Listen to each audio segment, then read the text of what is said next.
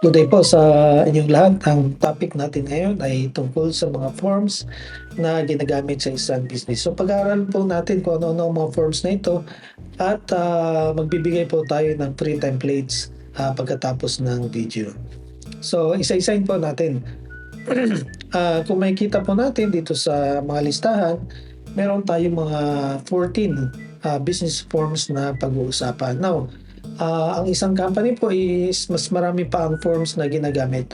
However, ang sinama lang natin dito is kung ano yung mga accountable forms na ginagamit ng accounting to record the transaction and later on mag-come up ng financial statements. So isa-isahin po natin. Pinakauna is ang sales invoice.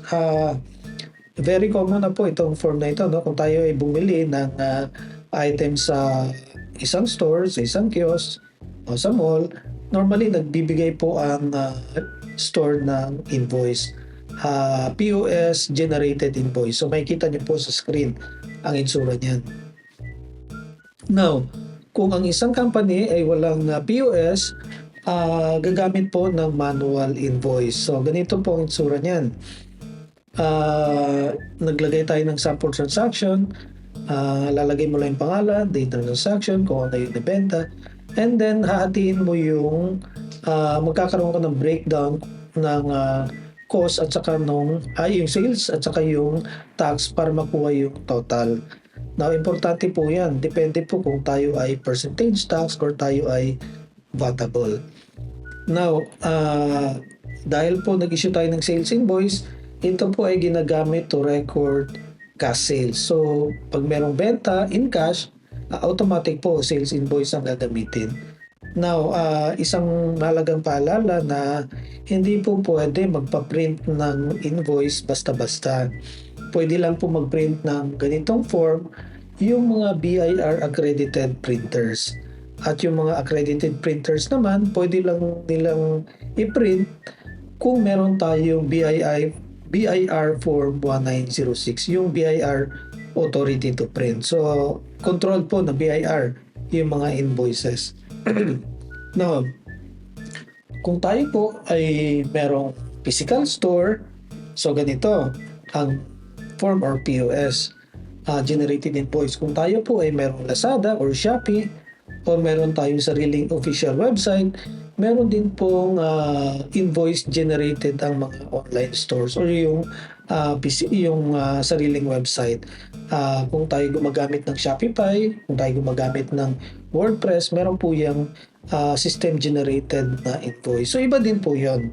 Na kung tayo po ay nag-online selling, nagla-live tayo sa Facebook o sa TikTok, normally yung stocks is kinukuha natin sa store natin. So ganitong invoice din po ang ating gagamitin. Ang importante, alam natin na ang sales invoice is to record cash sales. At dapat po, bago tayo magpa-print, is meron tayong authority galing sa BIR. So, form number 2, ito naman ay ang charge invoice. So, kung kanina, ang sales invoice is to record cash sales, ang charge invoice naman is to record yung cash on credit. So, kung lumalago na yung ating business at tayo nagpapautang na ng ating stocks, ito na po ang gagamitin natin. So, pinautang natin, ang madadagdag na information dito is yung contact person. So, para kung magpa-follow up tayo ng ating collection, is madali natin makontak yung company kung saan tayo nagpautang. Nakalagay din dyan yung due date or terms of payment. Para malinaw po ang usapan natin doon sa ating pinautang kung kailan sila dapat magbayad. Now, merong DR number po dyan. Normally, ginagamit lang po yan. Medyo lumalaki yung company na. So, for now, hindi muna natin i-explain yung DR sa portion na ito. So, yung other format is pareho din po sa sales invoice. Meron lang mga additional information katulad ng contact person at ng due date. Now, katulad ng sales invoice, itong charge invoice is kailangan po merong BIR authority to print. So, magpiprint lang din po ang BIR accredited printers kung meron tayong approval from BIR. So, yung form number 3 is official receipt. Ito naman po is to record or to document yung mga natatanggap nating pera. So ano naman ang kaibahan niya doon sa sales invoice? Nakatanggap din tayo ng pera dahil nakabenta tayo. Ang kaibahan ng official receipt sa sales invoice is lahat ng perang ating natatanggap maliban sa cash sales. Ito po ang ginagamit. So maliban sa cash sales. So for example, nagpautang po tayo sa isang customer. Ang terms is 15 days. So after 15 days, nagbayad yung customer sa inutang niyang stocks. Ang gagamitin na po nating document to record the transaction is ang official receipt. Hindi na po invoice kasi na-record na natin yung ating benta through charge invoice. So nagpautang tayo and then ang collection is covered dapat na official receipt. Now, ano pa? Pwede rin tayong padala ng tao for training, nagkasadvance yung ating empleyado, and then pagbalik niya merong excess cash na gusto niya isauli. So dapat po documented yung pagsauli ng pera. Dapat yung cashier mag-i-issue ng official receipt dahil kung hindi po na-document, pwedeng mabawas sa sweldo ng empleyado yung excess cash. Kasi nga po is hindi na-record. Now, dito sa official receipt, nakalagay po dyan kung sino dapat nagbigay ng cash, kung ito ba ay in cash or in check, at kung ano po yung particular. So, ano po yung dahilan bakit nagbibigay ng pera? Ito ba'y bayad ng mga inutang niya?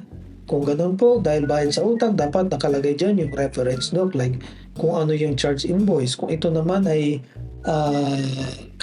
cash advance, excess ng cash advance, pwedeng ilagay dyan na return ng excess money o excess cash advance under check voucher number ganito. So, depende po kung anong ilalagay ng cashier dyan. Magtatanong po dapat yung cashier. So, punta tayo sa sunod na form. Ang sunod na form is ang deposit slip. Now, wala pong format dito kung mapapansin nyo. Dahil po ang deposit slip, ang gagamitin nating format is kung anong bangko tayo nag-deposit. So kung marami tayong mga bank accounts, iba't ibang bangko, gagamitin po natin yung deposit slip nila. Ang pinaka-importante is bawat deposit is meron tayong sequence at monitored po natin ang documents na deposit slip. Bakit po? Dahil katulad kanina, meron tayong cash sales, hawak na natin yung pera, either check or cash. Meron pa tayong collection using official receipt, hawak din natin yung cash. Dapat po, once na de-deposit yan, monitor natin na balanse ang ating collection against the deposit slip. So, importante po na meron tayong kopya ng deposit slip. Lalagyan po natin yan ng mga sequence at control number. At dapat monitor ng accounting. So, ma-appreciate po natin ang value ng deposit slip once na gumawa na po tayo ng mga journals. Dahil meron din po tayong journal for deposit slip. So, punta po tayo sa sunod na form. Ang sunod na form is ang vouchers payable. Now, hindi lahat ng companies gumagamit ng vouchers payable. Normally, ito na yung company na meron ng separate accounting, separate na yung accounting sa cashier, sa finance. However, kung ang isang company is isang department pa lang ang accounting and cashier, hindi na po gumagamit ng vouchers payable. Diretso na po ang recording sa check voucher. So, before that, i-explain muna natin ang vouchers payable. No? Ano yung importance nito? Kung tayo po ay nakaka-receive ng mga billings galing sa ating mga contractors or other utilities, normally nire-record na kaagad ng accounting sa vouchers payable. Iba po yung recording ng transaction, kung kailan na-incur yung expenses, iba rin po yung recording ng actual payment. For example, meron po tayong pinaayos sa ating opisina. Then yung contractor, nag-bill siya on the same month. Pero ang ating terms of payment is 30 days. So, ibig sabihin, ginawa niya po yung trabaho ngayon, nag-bill siya same month, pero yung payment, dahil 30 days yung term, succeeding month pa. So, dapat po meron ng vouchers payable na gagawin. Kung ano man yung kanyang billing na ipinasa sa atin, dapat po i-record na natin. Dahil kung anong month na incurring expenses, yun po ang dapat na recognition ng expense. So ginagawa na po dapat ng vouchers payable. Now, pag binayaran na siya, succeeding month, ibang form na po ang gagamitin doon. So ito po ang importance ng vouchers payable. So punta tayo sa sunod na form. Check voucher. So ang check voucher naman, kung mapapansin nyo, halos pareho ang format. Only that, merong nadagdag na bank and check number. Dahil ito po, ang check voucher ay ginagamit to record check payment. So lahat po ng binabayaran natin using checks, ito po ang form na nagdo-document. So nakalagay dyan kung ano yung bangko, ano yung check number, kailan ginawa yung cheque, at kung ano yung particulars. Kung gumagamit tayo ng vouchers payable dito sa particulars, ilalagay po natin dapat kung ano yung vouchers payable reference. Kung hindi naman tayo gumagamit ng vouchers payable, kung ano yung billing number ng ating contractors o ng utilities or ng ibang forms, ilalagay po natin sa particulars. At kung ano yung total amount, ilalagay din po natin dyan sa amount section. So yan po ang check voucher, to record or to document check payments. Ano naman itong petty cash voucher? Kung meron tayong check voucher to record or to document check payments, ang petty cash voucher naman is to record cash payments using petty cash fund.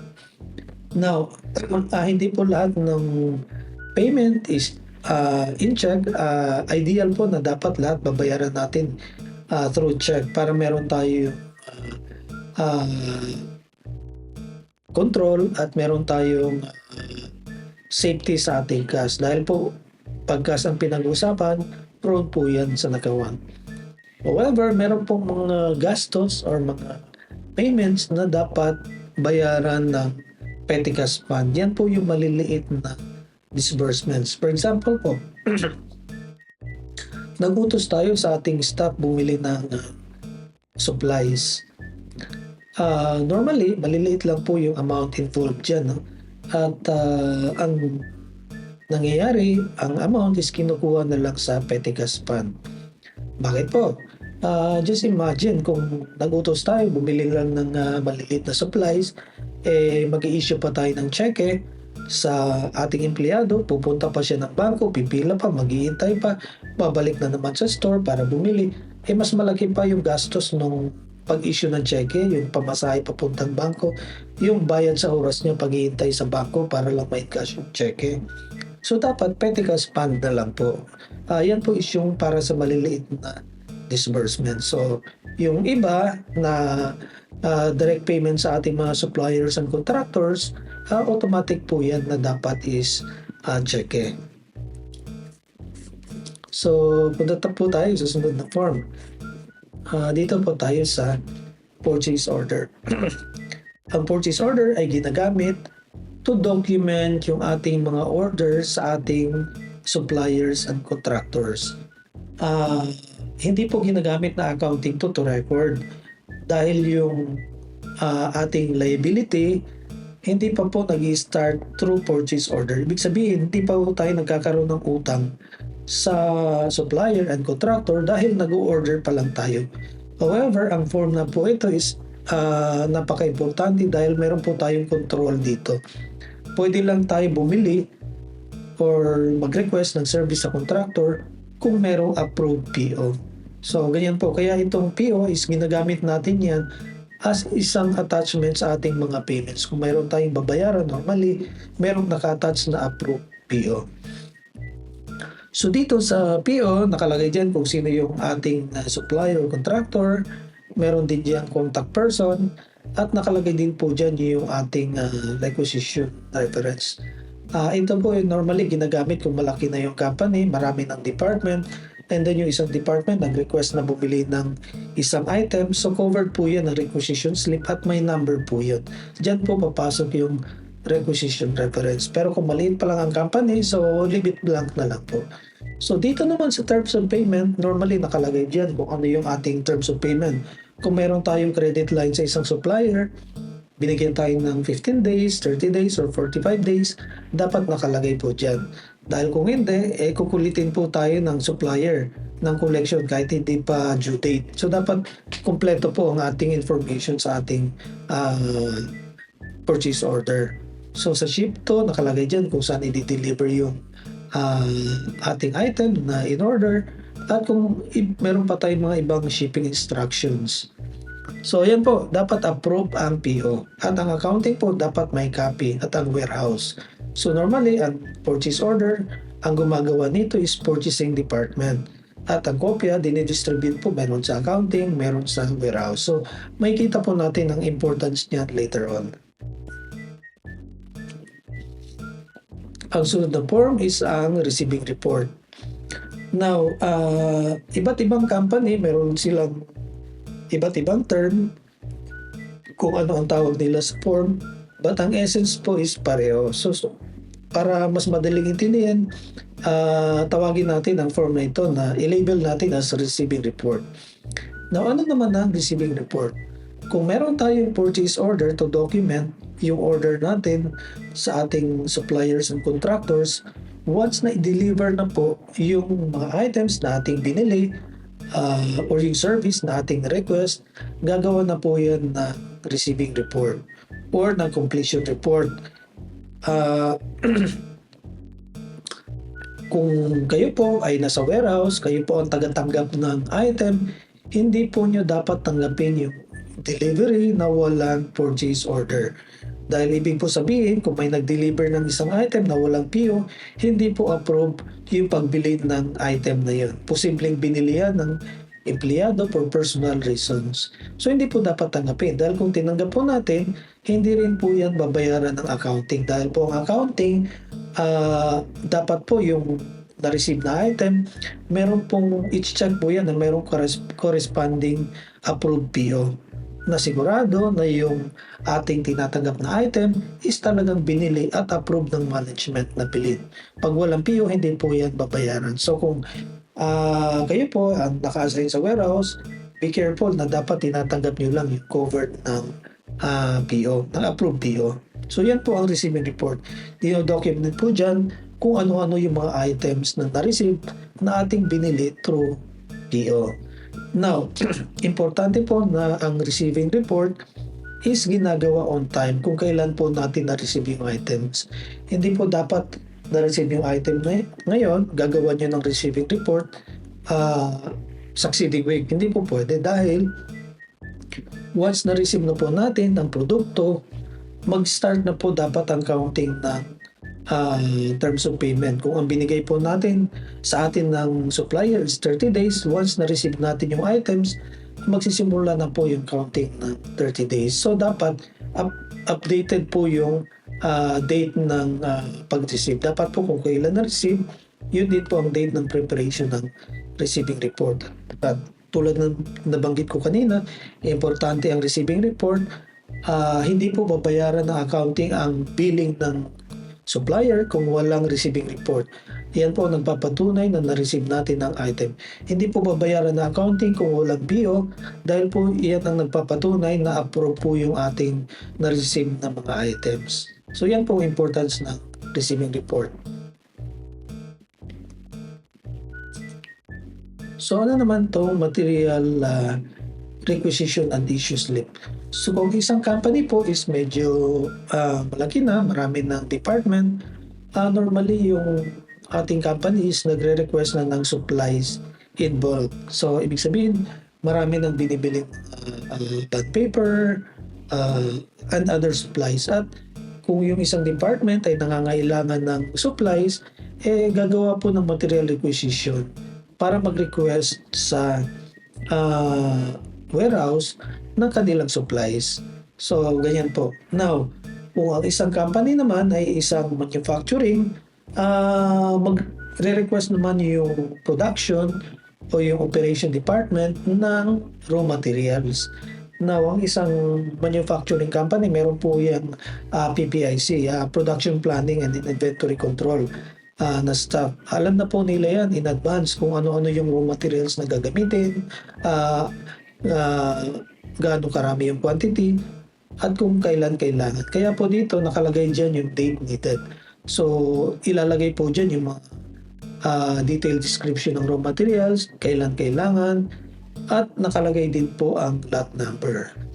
Ang lot number is napaka-importante dahil kung ang isang produkto is like food products, meron pong pagkakataon na merong recall sa market, no? Product recall.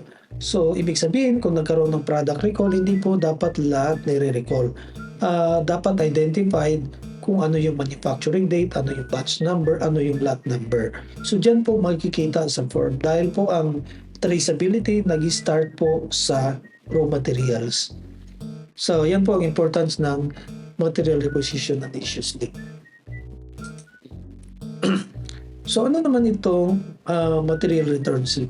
Kung meron pong document to issue the raw materials o ng supplies, meron din pong material return slip. Now, for example, yung isang company is manufacturing, nag-request siya ng raw materials para sa production, and then nagkaroon ng aberya sa production. Nasira yung machines. So, ang nangyari, yung mga raw materials dapat po isauli sa warehouse. Bakit po? Dahil ang production area is conducive for processing. Ibig sabihin, dapat kung ano man yung binibigay natin doon na raw materials is dapat i-process. Kung hindi matutuloy ang processing or ang production, dapat isauli sa warehouse dahil ang warehouse po is conducive for storing raw materials. Isa pa po, kung merong excess raw materials at hindi po na-document yung pagsauli sa warehouse, yung cost po ng raw materials na yan papasok sa cost of production.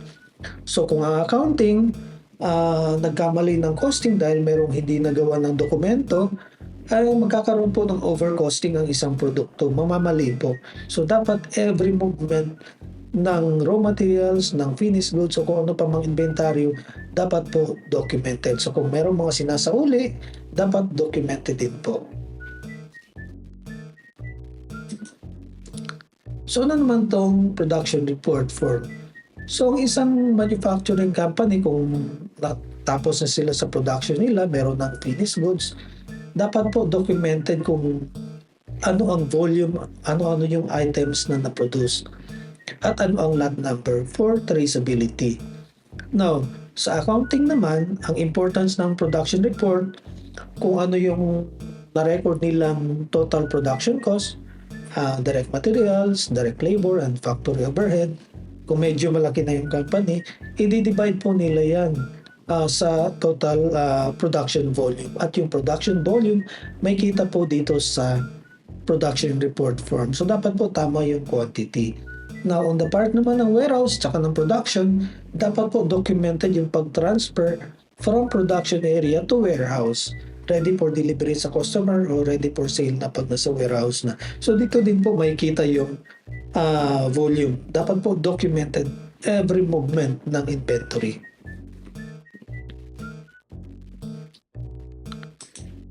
So, ano naman tong stock transfer slip? Ang stock transfer slip naman ay ginagamit kung meron tayong movement ng stocks or ng inventory from warehouse to warehouse or from branch to branch. So, isa lang po may-ari. Tayo pa rin po. Meron lang tayong different warehouses, meron lang tayong different branches. Now, for example, meron tayong trading business. Nag-order po tayo ng maraming stocks for sale. And then, napuno na po yung isang warehouse. Gusto natin ilipat yung iba doon sa kabilang warehouse. Dapat po monitored ang movement ng stocks. So, gagawin po natin yung document. Now, depende na sa company, as mentioned kanina, kung gusto nilang baguhin yung pangalan ng form. Para mas madali intindihin, ang nilagay po natin is stock transfer slip. Ito din po ang ginagamit ng ibang company. Now, kung ikaw naman is naka-assign sa warehouse, ikaw yung in charge sa stocks, kung meron kang na-transfer na inventaryo at hindi mo nagawa ng stock transfer slip, pwede po mabawas sa sweldo mo yung nawawalang stocks dahil hindi mo po na-document. So pag nagkaroon ng inventory count, pwede pong magkaroon ng shortage dahil hindi nagawa ng stock transfer slip. So importante po na dapat every movement ng inventory recorded natin. So kung meron tayong transfer from one warehouse to another, from one branch to another, dapat po gawa natin ng stock transfer slip. So ginagamit din po ito ng accounting to record the cost from one warehouse to another.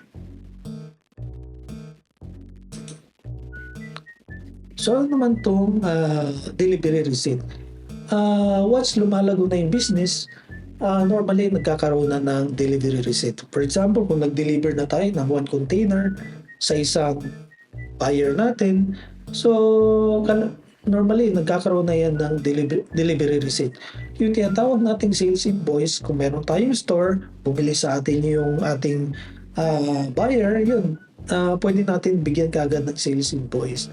However, kung yung ating business ay lumago, nagde-deliver na tayo by volume, no, sa malalayong lugar, normally delivery receipt na. So once meron ng delivery receipt, yun na po magiging basihan ng sales invoice. Dito po sa delivery receipt, marami rin pong information na kailangan. Example, kung ipapadala natin yan sa abroad o inter-island like sa Mindanao, nakalagay na po dyan yung shipping instruction like FOB, freight on board, CIF, no, CNF, at saka yung mga ibang shipping reference, bill of lading, VAT number, kung ano pa man yung importanteng mga reference dyan. So katulad ng sinabi ko kanina, maliban doon sa volume at sa description ng item, importante din po ang lot number. So kung nagkaroon ng product recall, no, yan po ang magiging basis ng traceability. So kung kanina meron tayong production report form from production to warehouse, meron tayong stock transfer slip from warehouse to warehouse or branch to branch, meron din tayong delivery receipt from the company or from one branch or from one warehouse to the customer naman yan. So meron din po tayong finished goods issuance slip. Ito naman po is ginagamit kung meron pang ibang movement ng inventory or ng stocks na hindi na-cover ng ibang forms. For example, meron po tayo sa warehouse nasirang produkto, gusto na po natin i-condemn or itapon. So gagawin po natin yan ng dokumento.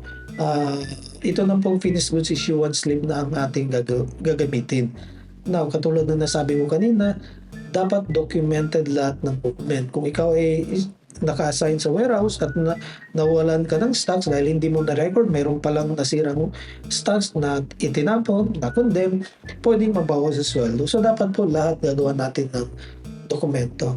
So ano pa, kung meron po okasyon like Fiesta or December, gumagawa po ang company ng maraming gift packs, kinukuha sa warehouse yung mga items. So gagawan po natin yan ng issuance slip, no? Finished goods issuance slip.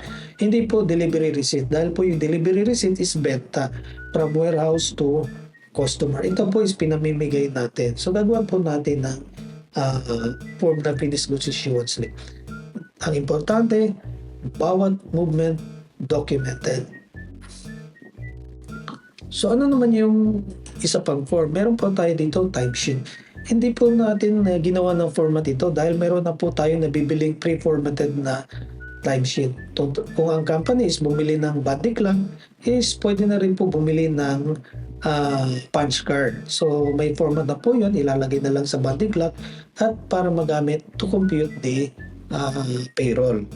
So yan po yung normal, no? Na ginagamit ng isang business na mga forms to record the transaction at para makapagkamap ng financial statement. Now, tulad ng nabanggit ko kanina, kung ikaw ay nakasubscribe, nakafollow, mag-comment ka lang na gusto mo ng copy ng business form, papadalan po kita for free, no? Comment lang. After ng video na ito, ang isusunod natin is yung mga journal ng bawat form na ito.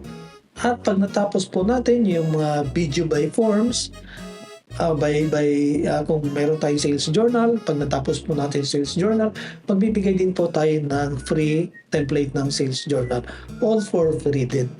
Now, pag natapos na po natin lahat, no, with sample transaction, yung mga journals na ito, lahat po i-connect natin sa income statement and balance sheet.